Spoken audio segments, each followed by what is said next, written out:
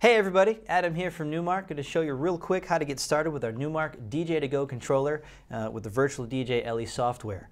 The software is already installed on our computer. We've got our controller connected with the USB cable here, and we're just about ready to go.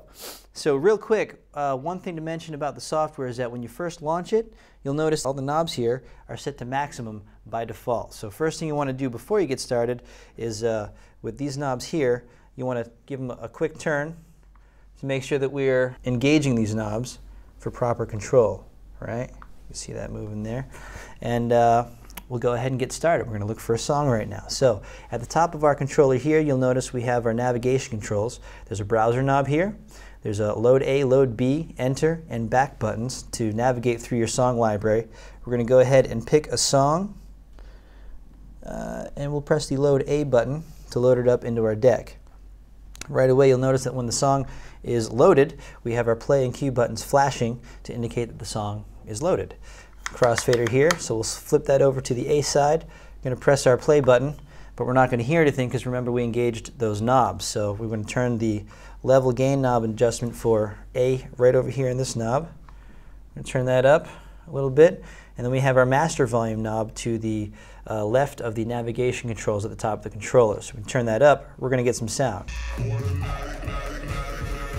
Right? So, right away also on the controller we have two little tiny jog wheels here that you can use to search and seek through the song.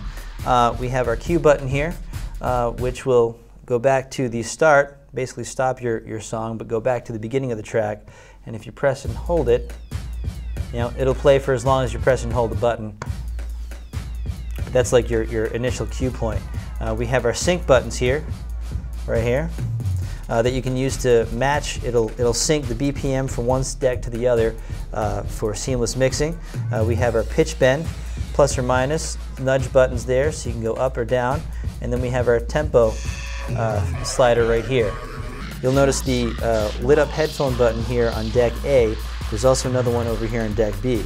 And what this does is it allows you, with the addition of an external audio interface, much like our Numark DJ2GO, which will allow for multiple outputs, so you can separate a headphone mix to preview with and your main outputs, which is what your house or venue, what your speakers are getting.